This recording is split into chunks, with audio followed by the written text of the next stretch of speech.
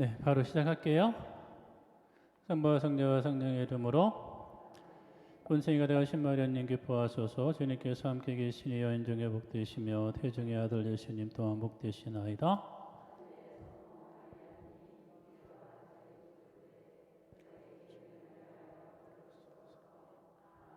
성부와 성자와 성령의 이름으로.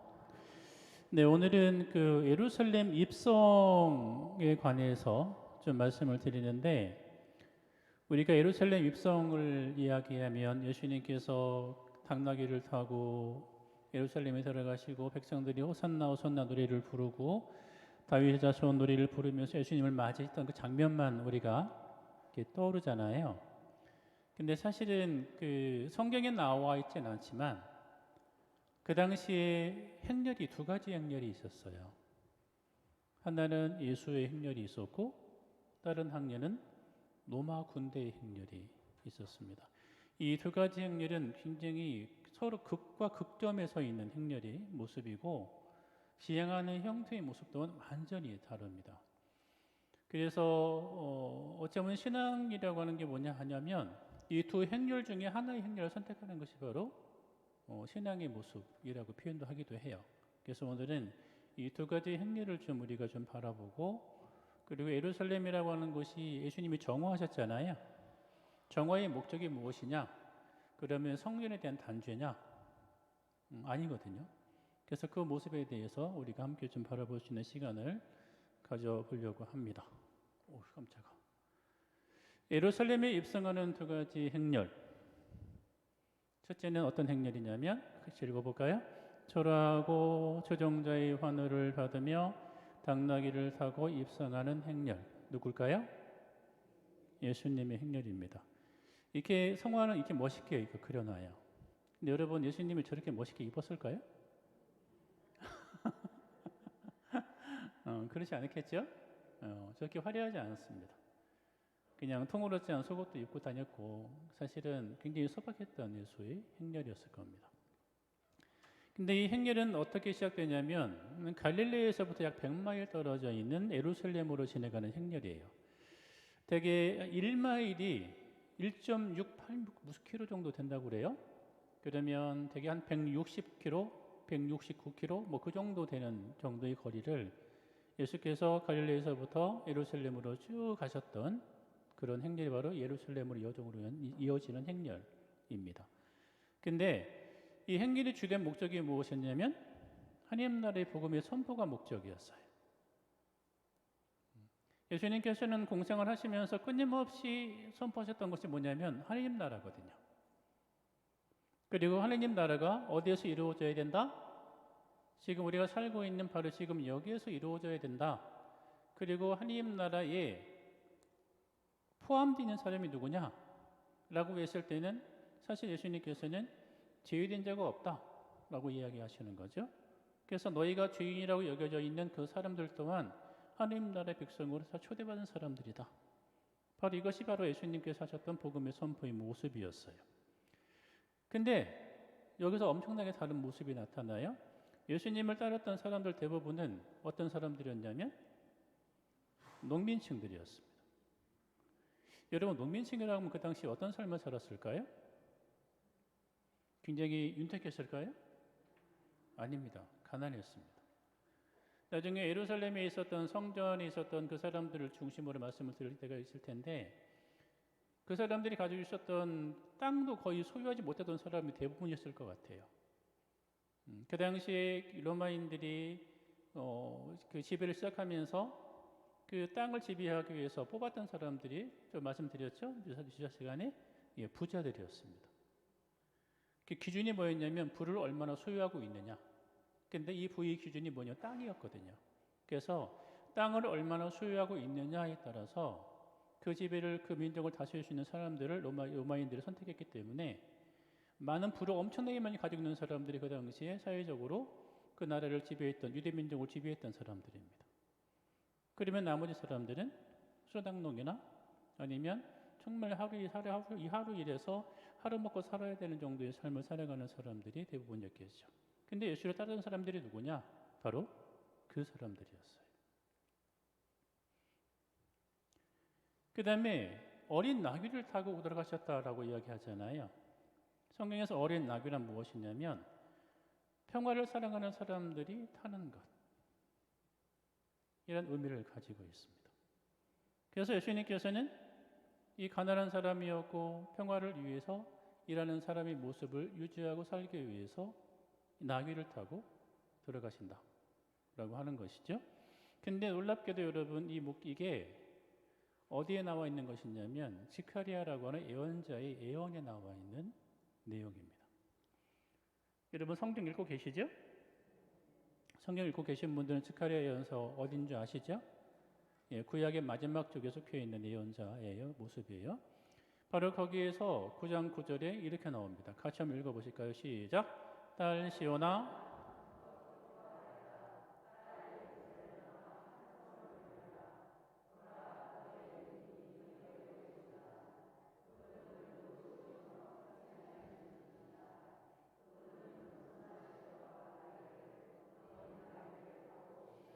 예, 사복음에 있는 모든 기자들, 그리고 공관복음, 특히 마태고, 마르코, 루카의 공관복음에 나와 있는 그 기자들은, 복음의 기자들, 복음 기자들은 이 지카리아의 예언서의 이 내용을 그대로 이용해서 예수의 모습을 전합니다. 이게 굉장히 중요한 모습이에요. 그래서 지카리아 예언자의 삶과 그 상징을 그대로 이용해서 얘기하는데, 이것이 어떤 것이냐면 하느님 백성을 다스려 오는 왕이 어떤 분이시냐 라고 하는 것을 극적으로 알려주는 예언서의 표징이거든요. 그래서 나귀를 탄 왕은 전차와 말이 활이 필요 없고 전쟁을 추방하고 평화를 명령하시는 평화의 왕이신 모습으로 우리에게 오신다 라고 이야기하고 있는데, 이것이 9장 10절에 이렇게 표현되어 있어요. 같이 읽어보실까요? 시작.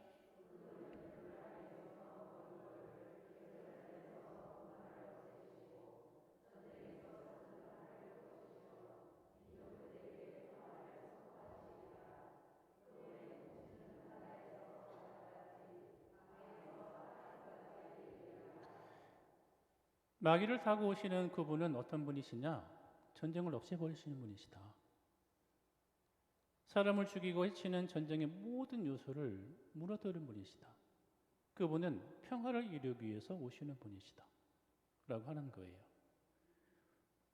바로 이 복음의 기자들은 기본적으로 예수의 그 입성을 이 지카리아 예언서와 일치해서 그 모습을 그대로 전하고 있는 것입니다. 그러면 여러분, 예수님이 예루살렘에 입성한 이유가 뭐냐?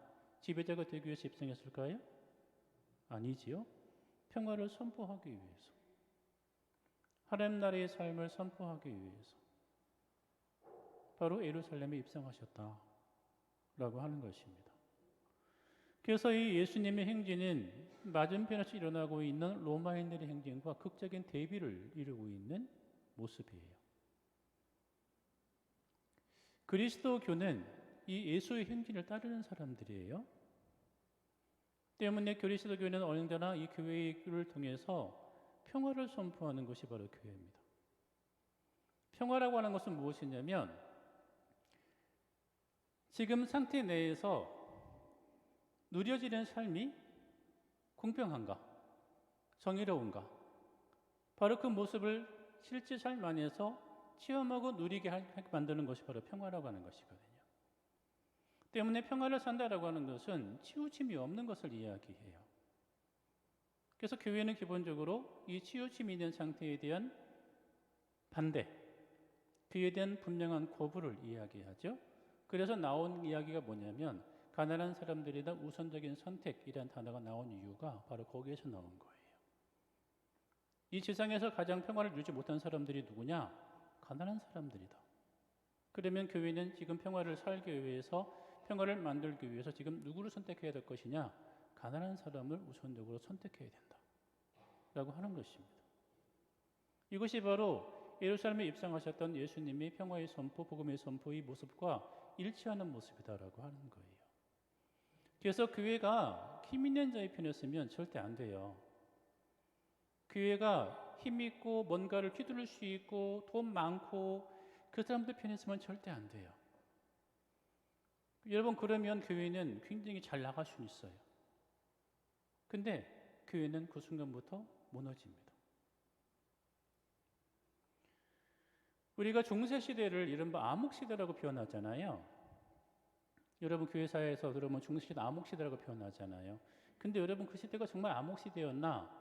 나타나고 있는 현상을 통해서 바라보시면 절대 암흑 시대 아닙니다. 교회의 황금기예요.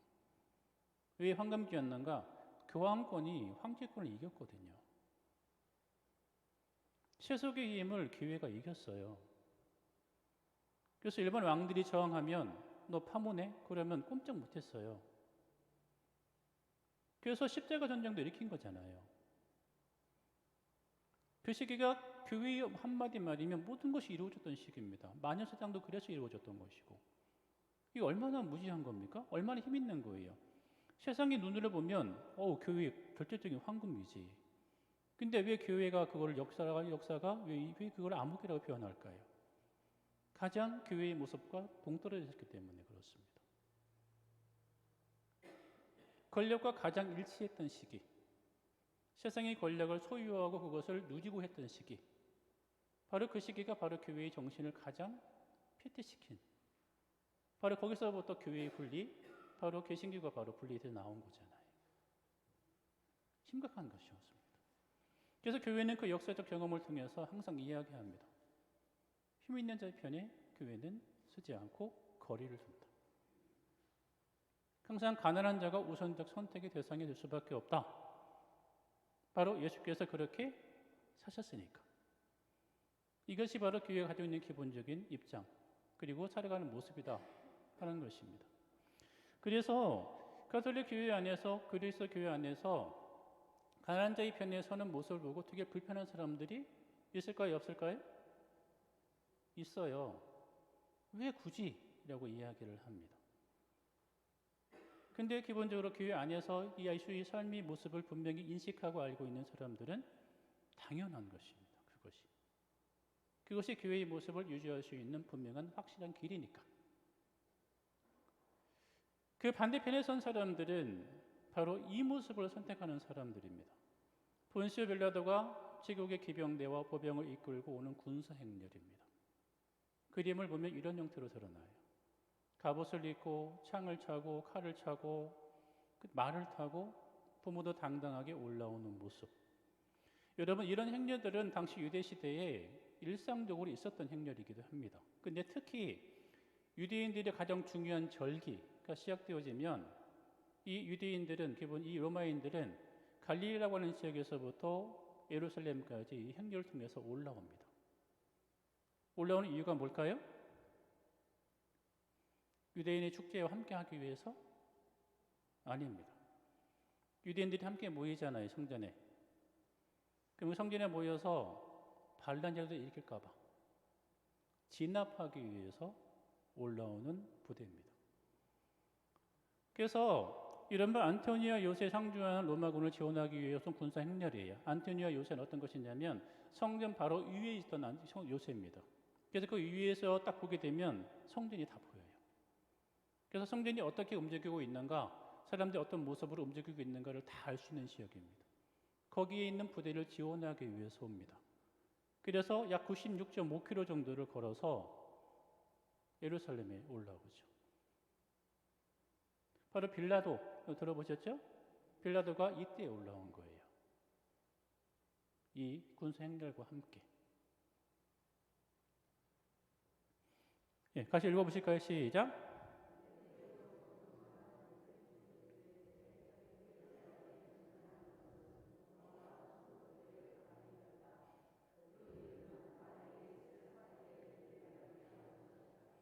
그리고 이 행렬은 가장 중요한 게 뭐냐면 제국주의 신학을 드러내주는 엄청난 상징이에요. 당시에 로마 사람들은 아우구스투스 황제 이후에 그 황제를 어떻게 표현했냐면 황제가 아폴로의 후손이라고 했었습니다. 신의 아들이다. 신의 아들이니까 어떻게 돼요? 신인 거예요. 살아있는 신, 죽지 않는다. 그래서 황제는 살아있는 신이 죽지 않는다는 신앙을 가지고 있었어요. 그것을 사람들에게 강요했거든요. 강요하기 위해 썼던 방법이 뭐냐면 이 무력이라는 것을 썼던 것입니다. 칼과 창을 써서 그 신학에 굴복하게 만들었던 거예요. 그래서 이 로마 민족들은 이 무력이라는 것을 제외하면 그들의 체제를 유지할 수 있는 힘이 없었던 자들이에요. 근데 예수는 어떤 사람이었어요? 그 반대에서 평화를 이야기하는 사람이죠. 근데 이 사람들은 폭력을 이야기하는 사람들입니다. 이 둘 사이가 엄청난 차이가 있어요. 당시의 유대인 민족에서의 지배자들은 이 로마 민족들의 행렬을 선택한 사람들이었고요.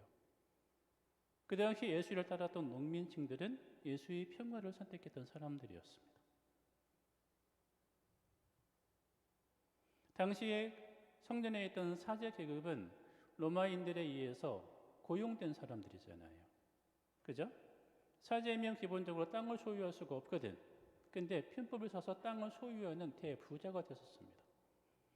때문에 그 모습을 유지하기 위해서 로마에 굉장히 충성을 다했던 사람들이 바로 그 사람들이에요.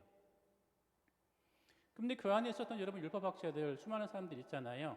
그럼 그 어떤 사람들이냐? 바로 그 사람들에게 고용된 사람들이었습니다. 그래서 그들의 행동에 대한 것을 정당화시켜주는 역할을 했던 사람들이에요. 성경을 통해서. 그래서 이런 질문이 떠올라요. 그 당시에 공직했던 사람 중에 착한 사람도 있다. 그럼 그 사람들은 무슨 죄가 있느냐라고 얘기를 하잖아요. 근데 그게 문제가 아니에요. 그 사람들이 거기에 봉직을 해서 그들이 누렸던 체제를 공고하게 만들어 준 것이 사실은 문제가 되는 것입니다. 바로 그것이 사회적 죄라고 하는 거예요. 그 사람이 착하다, 착하지 않다가 아니에요.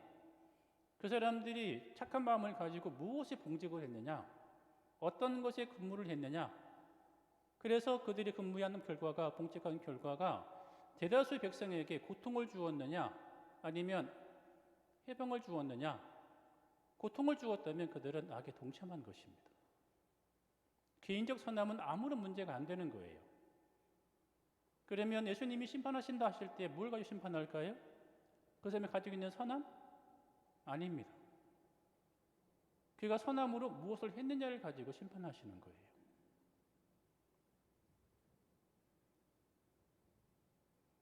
매우 중요한 거예요, 여러분. 당시 유대 민족들이 끊임없이 고통에 시달렸던 가장 기본적인 이유가 그 대다수의 선한 사람들의 모습 때문에 더욱더 그 모습이 악화됐던 것입니다.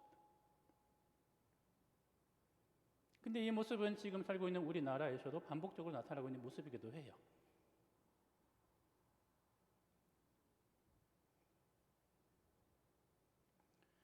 그 당시 예루살렘이라는 도시는 굉장히 중요한 도시 중에 하나였어요. 예루살렘은 어떤 것이냐면 하느님의 도시예요. 근데 동시에 불신앙의 도시이기도 해요. 희망의 도시이기도 해요. 그런데 박해의 도시이기도 합니다.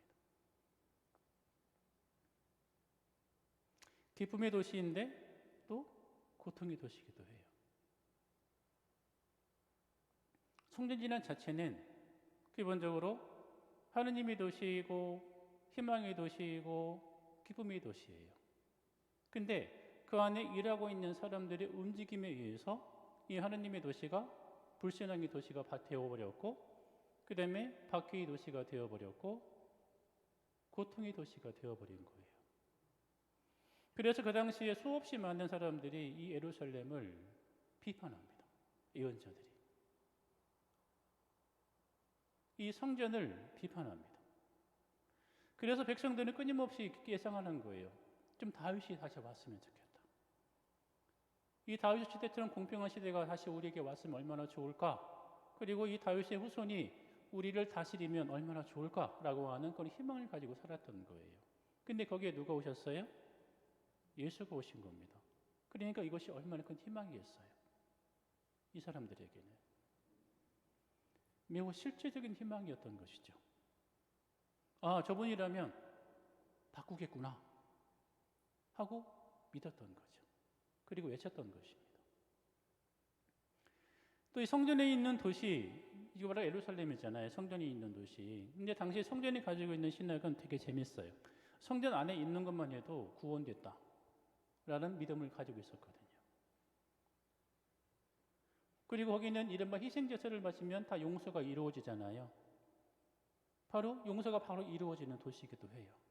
때문에 신앙의 중심지이며 동시에 순리의 중심지이기도 했어요. 그래서 수없이 많은 사람들이 유대인들의 절기가 되면 예루살렘으로 올라가서 성전을 방문하고 자기 죄에 대해 참여하고 희생제를 바치고 했던 것입니다.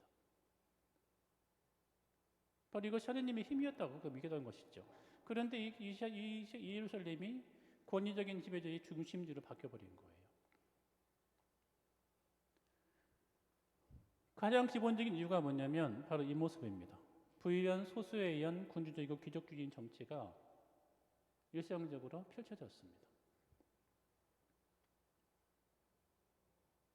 같이 1, 2, 3 있는데 읽어보실까요? 시작.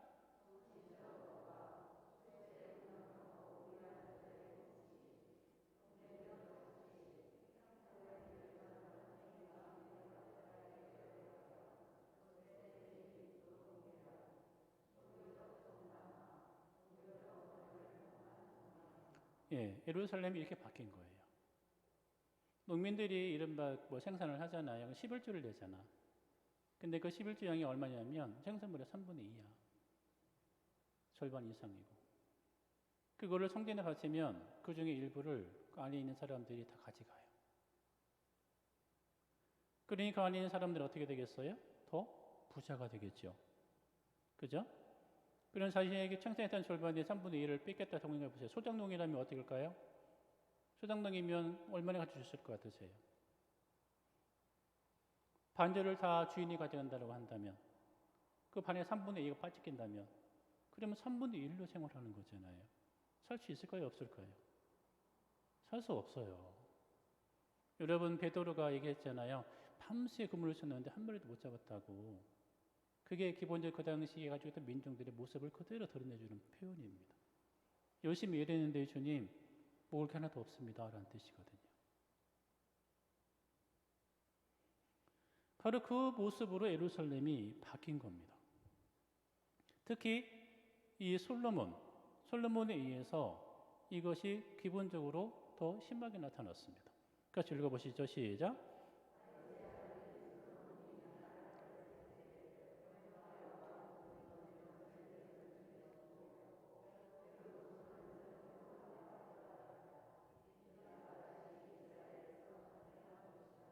예. 황금기라고 표현하잖아요. 이 황금기가 파라오 시대를 불러온 겁니다. 하나님께서는 이스라엘 민족을 해방하신 이유가 당신의 백성을 만들기 위해서 해방하셨는데 그 백성들은 스스로 파라오가 된 거예요. 지배자들이. 그러니 그 예루살렘이 건강할까요? 건강하지 않습니다. 그래서 고대 예언자들은 예루살렘에 대해 부정적 인식을 끊임없이 이렇게 외쳤습니다. 미카 예언자, 이사야 예언자, 예레미야 예언자. 여러분 꼭 찾아보세요. 그 예언자들이 성전을 두고 예루살렘을 두고 어떻게 표현하고 있는지. 신랄하게 비판합니다. 그에 대한 대가를 치를 것이라고 명확하게 선포합니다. 그런데 이 사람들은 또 예루살렘에 대해 희망을 또 이야기해요. 그럼에도 불구하고 우리가 지금의 삶의 형태를 바꾼다면 하나님께서 우리를 다시 예루살렘에 모이게 만들어서 새로운 민족으로 형성되게 해주실 것이다라고 하는 희망을 끊임없이 또 이들은 이야기를 합니다. 그러니까 예루살렘이 어떤 도시겠어요? 네, 정말 예정의 도시입니다. 그들에게는. 나타나고 있는 현상을 보게 되면 정말 없어져 버려야 되고 무너져 버려야 되고 파괴되어 버려야 되는 그런 곳인데 하지만 그곳에 또 다른 희망을 둘 수밖에 없는 백성들의 모습이 이 안에서 그대로 나타나고 있는 거예요. 그래서 여러분들 예수님께서 예루살렘을 바라보시면서 눈물을 흘리셨다라는 기록이 나오잖아요. 그 이유가 바로 거기에 있는 겁니다. 당신 눈에 보실 때 이게 나타나는 결과가 너무 뻔함에도 불구하고 그러나 그 모습이 너무 아파서 울 수밖에 없었던 예수의 모습이 바로 복음을 통해서 우리에게 전해지고 있는 것이에요. 네, 같이 읽어보시죠.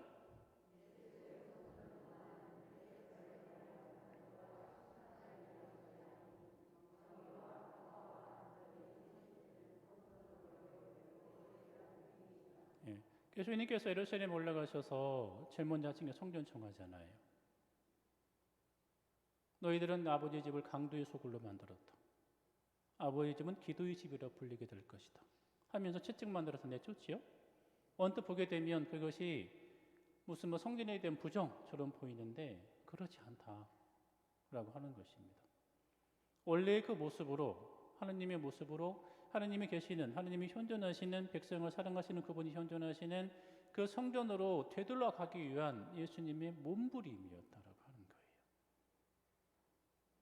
근데 이런 몸부림이 현재 우리 교회 안에서도 필요합니다. 끊임없이 교회가 어느 순간부터 이른바 효율성을 따라 움직이게 됐잖아요. 그죠? 성당 내에서도 무슨 일을 하게 되면 얼마나 참여했고 얼마나 성과 냈고 결과를 항상 얘기를 하죠. 근데 우리가 항상 잊어버린 게 뭐였냐면 그 안에 있는 과정에 대해서 우리는 이야기한 적이 별로 없어요. 이제.